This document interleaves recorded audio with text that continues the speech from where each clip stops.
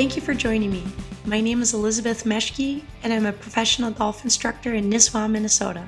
I am also a former Division I golfer at the University of Montana, Missoula. Go Grizz! Since releasing my first video last year, I was involved in a hit-and-run accident. I worked all day, made my kids dinner, and grabbed my bike. I told them I'd be gone for 20 minutes, so I biked 10 minutes down the road and 10 minutes back, and as I was approaching my driveway, there was a vehicle that came up very quickly behind me. I decided that instead of getting myself killed, I would pull off the side of the road and wait. So I pulled off into the grass by my mailbox, and I unclipped one of my legs. I looked up into the sky and I said, "Thank you, God, for a beautiful day." And then I was hit from behind by a full-sized pickup truck. The amount of pain I went through that day and over the next year was incredible. But here I am, working every day toward a new normal, and I'm going to do the same for you. Build a new normal in your golf game. On your road to shooting a 69, the creative artist has to come out. And for me personally, this is where golf becomes really fun. To shoot a good round, you don't need new clubs. Mine are 15 years old and they work just fine. But you should have or purchase clubs that are the proper shaft length and flex to fit your body style.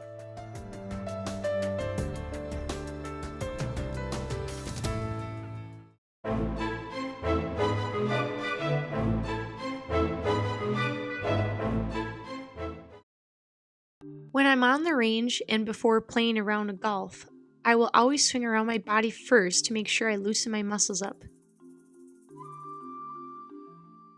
I slowly work my way down the swing plane until I'm even with the ground.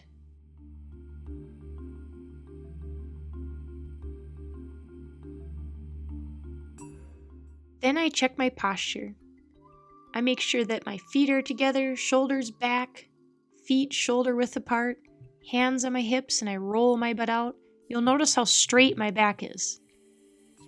I bend my knees slightly and relax my hands right in the middle. That's where I grip my club.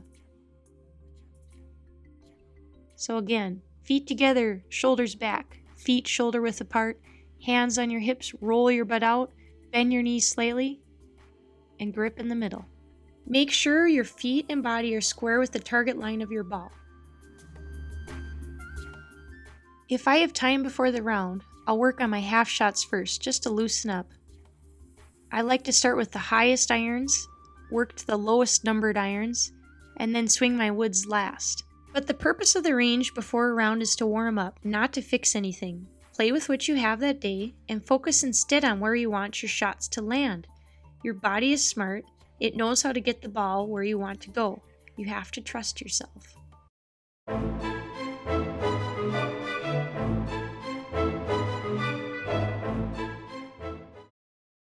To become a better golfer, you're going to have to learn how to hit a fade and a draw. While there are many methods of doing this, my favorite is to simply open the club face to hit a fade and close the club face to hit a draw. So again, open the club face to hit a fade and close the club face to hit a draw. Grab a dozen or more balls and line up 3 at a time. Make sure your posture is correct. Take a practice swing or 2.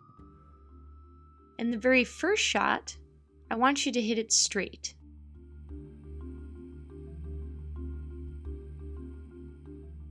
The second shot, I want you to square your feet up again, but this time, open the club face. The result will be a fade.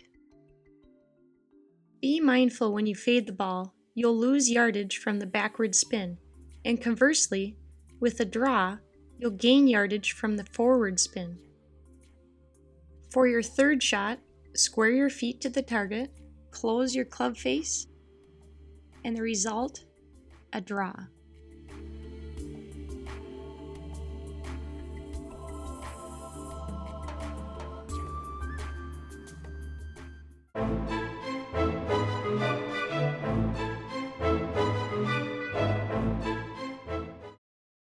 Oftentimes, I'll check the leg of my swing during a round. Holding this wrist angle for a longer period of time during your downswing is what gives you additional club head speed, builds swing timing, and makes pretty divots beneath the ball. Sometimes I'll have my students put a tee on the end of their grip, and I will have them practice visualizing pushing the tee into the ground.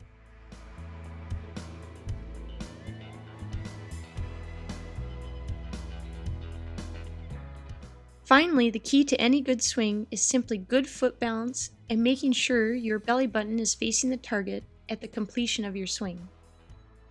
Shoulders and hips will be square over your front foot. A common issue many of my intermediate students have is that they don't hinge their wrists at address. I try to have them do simple drills of relaxing their hands. If they push their hands too far forward, it lifts the base of the club off the ground. But if you hinge your wrists, the club face rests nice and flat on the ground, allowing better contact with the ball on the way through. Another issue for many of my intermediate students, especially those that are right-handed swinging from the right side of the ball, they tend to slice the ball. Most of the time, it's a result of their right arm taking control of the swing and pulling their club inside their body on the follow-through rather than taking it straight down their target line.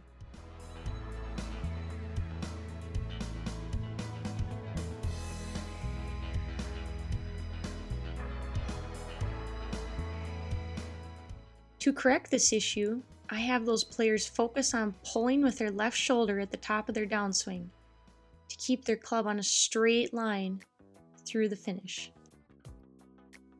Finally, I like to have my intermediate students work on keeping the weight in the middle of their feet at address,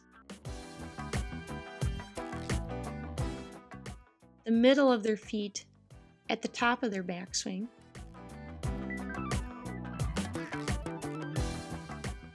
and then shifting their weight on the way through all the way to their front leg.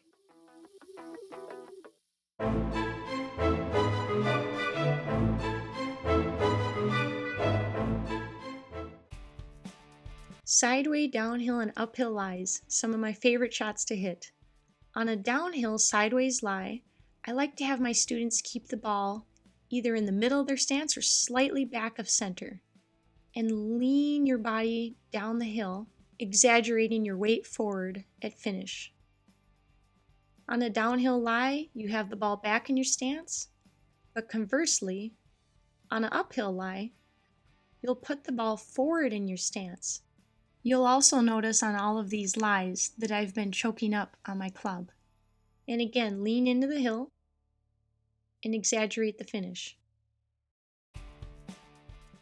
Buried lies are similar to downhill lies where you put the ball back in your stance. I like to choke up on the ball and really exaggerate my leg. Hit down on the ball. Finally, a tip that most people don't know is to use one of your fairway woods to hit through the thick rough. It cuts nicely through the grass, and the club face doesn't get caught up like an iron would.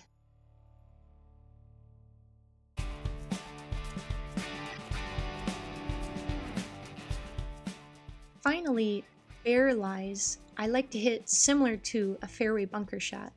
I put the ball either in the middle or slightly back in my stance, choke up on the club slightly, and exaggerate my follow through.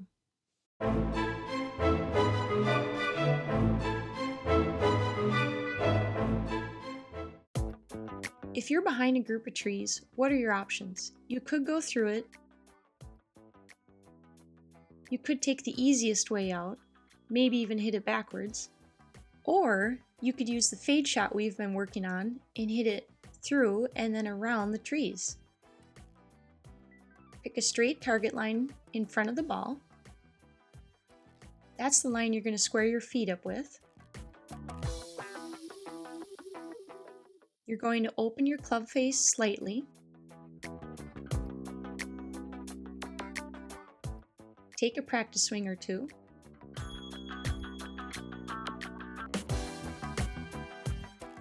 Swing straight down your target line and let the club face do the work. Now we get to practice our draw and hit over and around the trees. The green is actually up and to the left. So we're going to pick out our straight target line, square our feet up, and close the club face.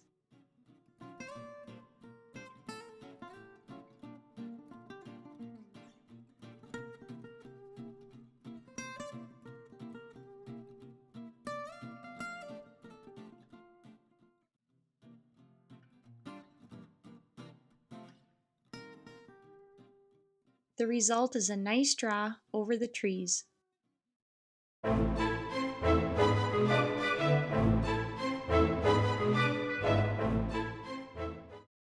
This is one of my favorite chipping drills. You take 5 to 10 balls and place them at 10-yard increments from the hole. I like to step it off to make sure I'm accurate, and I pick out a spot to land. In this case, we're going to use a small peg, but you can certainly use a discolored spot on the green, maybe an old hole, or a hula hoop, anything you see fit.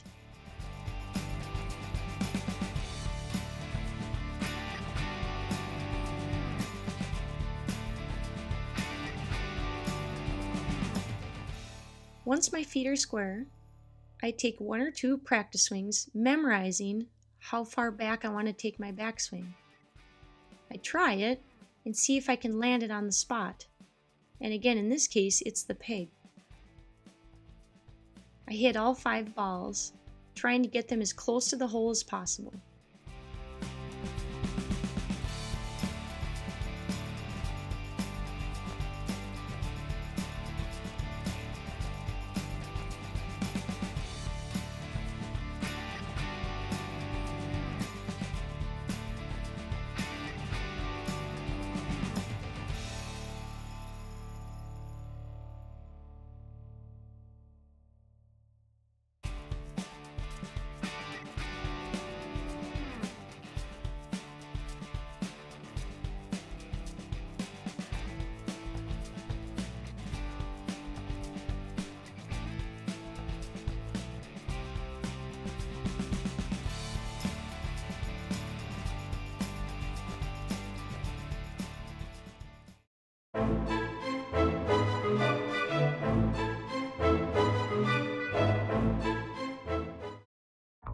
You can use the same type of drill on the putting green, placing balls in groups of 2 to 10 at different locations around the green. It will help you to learn the speed, and again, focusing how long your backswing is. Once you find the correct backswing and tempo, repeat it. That's how you'll build muscle memory off and on the green.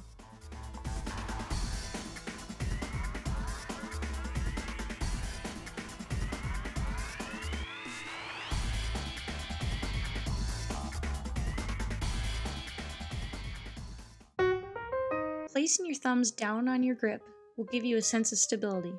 And if you are a left-handed person golfing from the right side of the ball, you'll want to use an overlap grip and place pressure from your left index finger on top of the groove of your right pinky and index finger.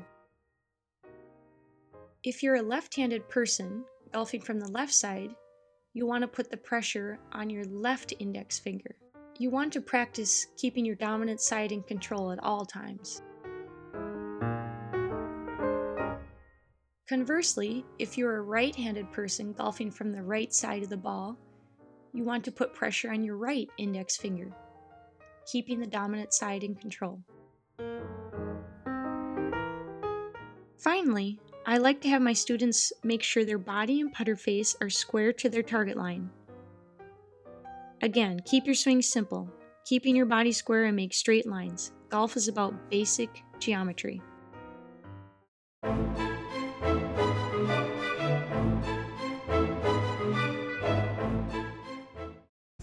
Sand traps, my favorite. A key is to aim for the top of the flag on the flag stick. When you hit a shot from the sand rather than the grass, it does take some distance away from your shot, Focusing on that extra amount of distance, namely the flag, rather than the cup, gives you the perfect result. Because my club face is open, it's pushing the ball a little to the right, so make sure you aim farther left than I am. When I hit from the sand, I swing very aggressively and accentuate it with a long, graceful follow-through. I find it's one of my favorite shots because of the artistry it takes to get out of the sand.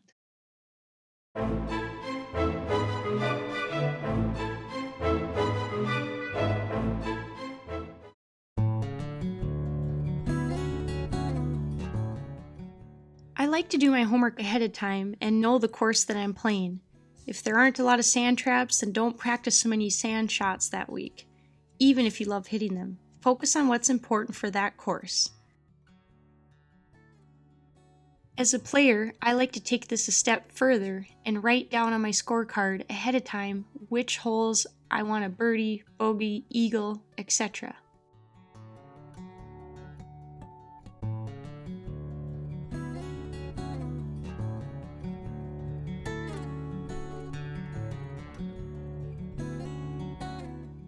B stands for birdie, E for eagle, and P for par.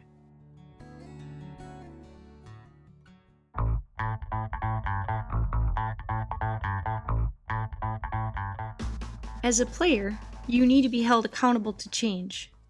Part of that accountability is showing up. Another part is keeping score, a true score, no cheating like many of us tend to do in practice rounds. Be so focused on your mental routine that you lose track of score.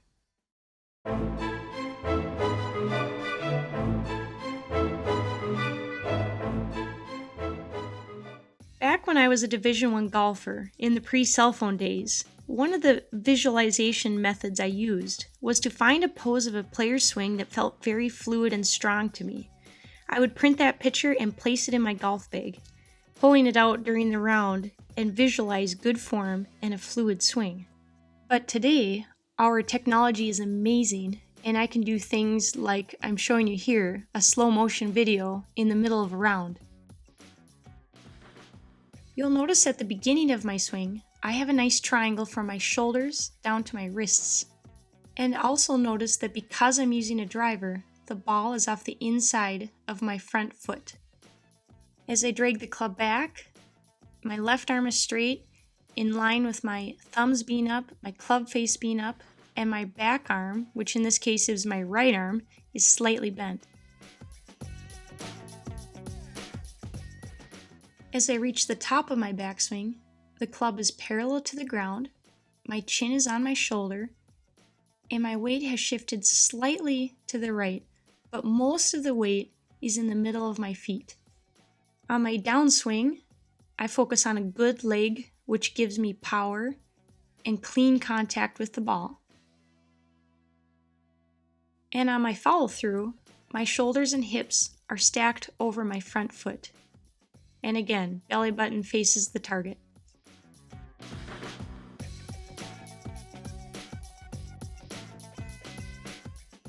From a top view, you'll notice that my eyes are slightly behind the ball.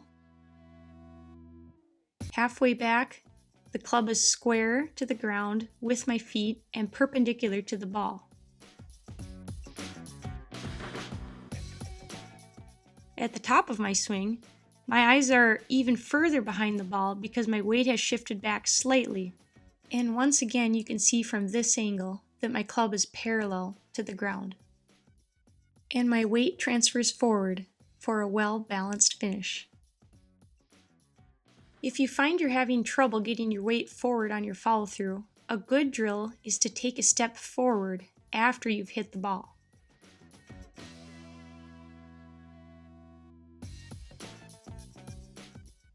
And finally, a slow motion view from the back. I drag the club straight back,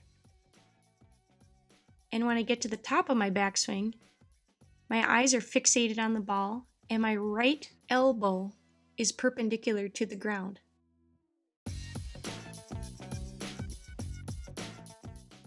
I swing through the ball and hold my finish.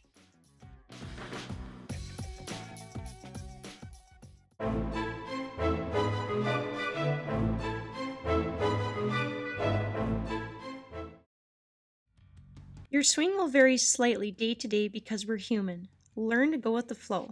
Focus on where you want the ball to land. You're hitting to a vision that you've already created in your mind. After each shot, and certainly after the round, take time to unwind and reflect. Think.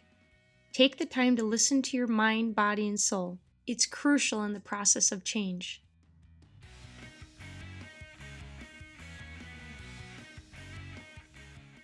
It helps to play with golfers that are better than you, because sometimes they can point out a small quirk in your swing that could make all the difference. If that's not a possibility, tape yourself at slow motion like we did earlier and see if you can notice any obvious errors. Professional players like myself have an eye for it, but you know your body better than anyone. The better player you become, the more you'll find yourself trying to keep your swing simplified. I have friends that swing entirely on feel and others that play entirely on mechanics. Repetition is key, so find what works for you. Be aware as a human that when you're ready for change, the right people will walk in your life at the right time. After I finished my Division I stint at the University of Montana, I was completely burned out. I decided to live there the summer after I graduated, and I worked at a golf course in a small city named Frenchtown. A man named Marv took me under his wing, and I remember being amazed at how one person's enthusiasm could make me so excited about the game again. That was the moment I started taking teaching seriously, and I knew it was a way I could help many people. You may not know it at the time, but these people like Marv will build deep belief in your own method and conviction that will build confidence in the game of golf and your life.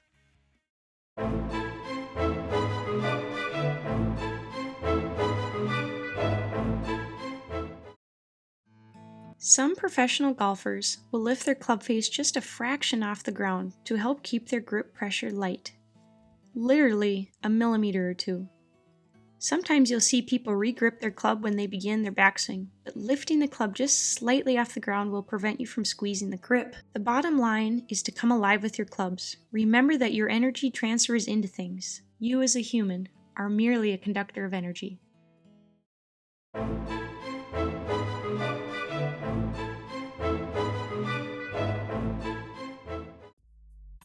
The funny thing about this shot is I hit it really well. Too well. So I grab an extra club, bring another ball just in case. But I got lucky, and I found it right in back of the hazard. This brings me to my next point, positive trains of thought. When a surprise happens to you, whether it's an errant shot, a bully on the golf course, take a deep breath and stop what you're doing. Look up into the sky until you're completely relaxed. Then make your decision. You'll know what to do, and this takes practice. Surprise is an emotion. Expect the unexpected at all times. Art is not an outcome, it's a feeling. You just do it, you just dance, you sing, no matter how good or bad it is. You're happy.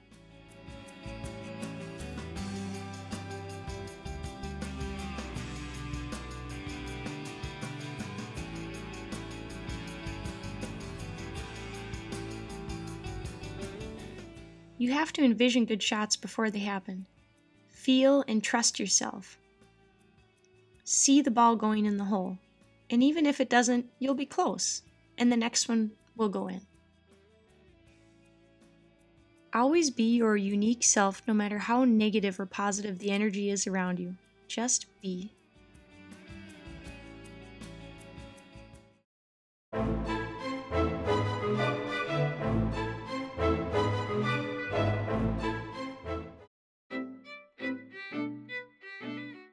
I will never forget watching one of my high school teammates hit a drive off hole 6 at my old home course. When she hit that drive, an orchestra went off in my head. I literally heard music when she struck this perfect, powerful, effortless drive. And ever since then, I've tried to repeat it. In golf, the best form of practice is not hitting the same shot over and over again on perfectly manicured grass. It's playing real-life situations on the course. So playing the ball as it lies is the best way to grow. Confidence originates from preparation.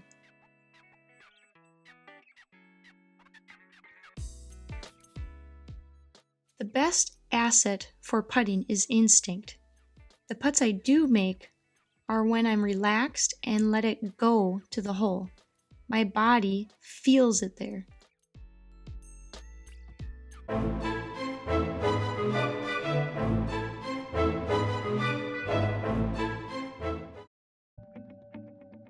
The par 3 I'm on now has a water hazard that takes up most of the hole.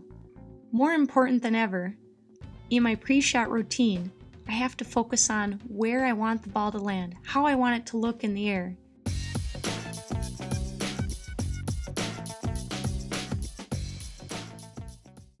And because of that focus, I end up with a birdie.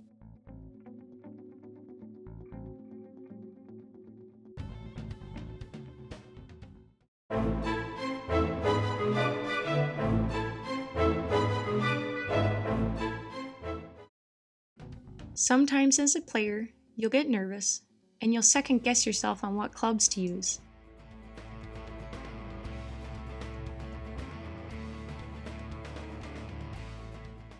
Once you're confident in your club selection, take a deep breath. Look up into the sky, take all the time you need, and then readdress the ball. Take a practice swing, relax, and hit it to your memory.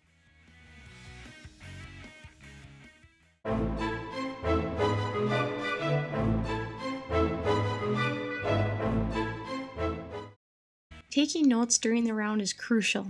Write down your emotions, your methods, what triggers are working for you, and focus on that. Focus on what's working. Spend your energy in a positive manner.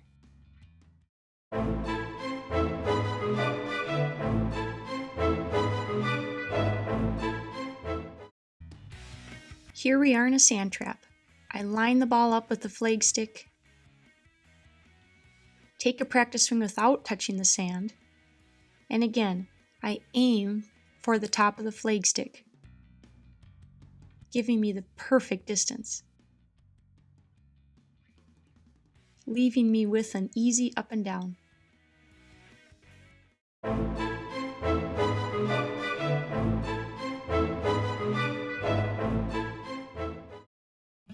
An essential part of your pre-shot routine has to be wind direction. Lie of the ball, elevation change, distance, obstacles, these are all part of your pre-shot routine.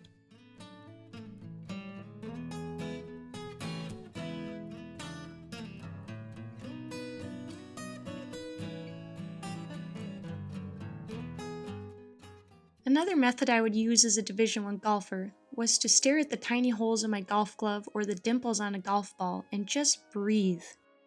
It would help relieve my mind of any pressure or mental wandering.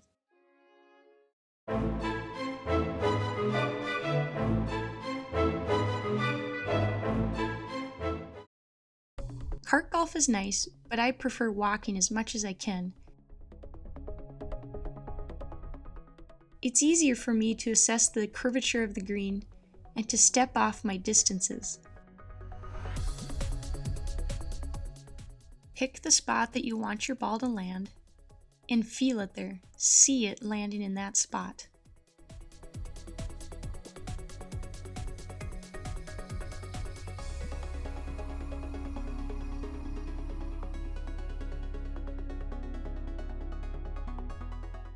There's fewer things that are more gratifying than a good chip in golf.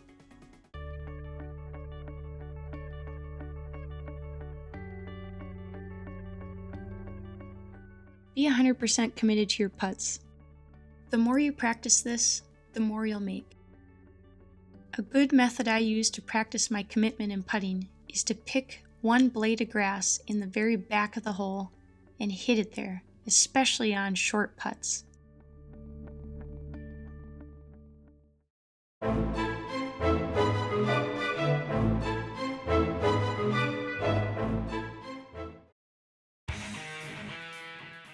I'm well beyond 9 holes, but I wanted to reflect and show you how close I was to reaching my goals that I set at the beginning of the round.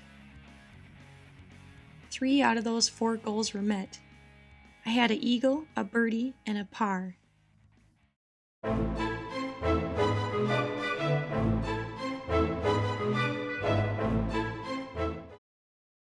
As the round goes on, especially by hole 15 and 16, be very mindful of your posture. Make sure you're not slouching. I remember in my very first collegiate tournament, I stepped up to the tee box and I could see the entire shot in my mind before I even hit the ball. My coach tried talking me out of using a driver and handed me an iron from my bag. I thought I should do as he suggested since he was much older and wiser than me, but I was stubborn. I took the iron, put it back on my bag, grabbed my driver, and I hit anyway. The result was I hit a shot that looked just like the vision in my head. I ended up placing second in that tournament.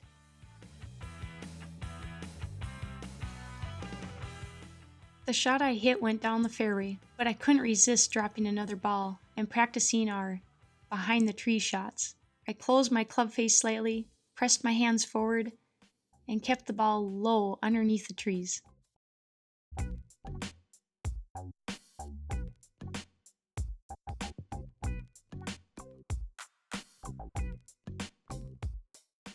I may be stubborn at times, but most importantly, always have an open mind and heart. You never know what method you may fall in love with or what exciting new technique you'll learn.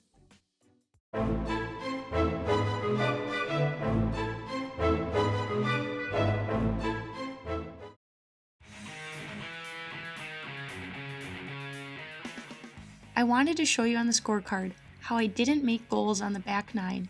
And look, my score was very average. The score on the front nine was pre-planned, and because of that, it resulted in a low overall score.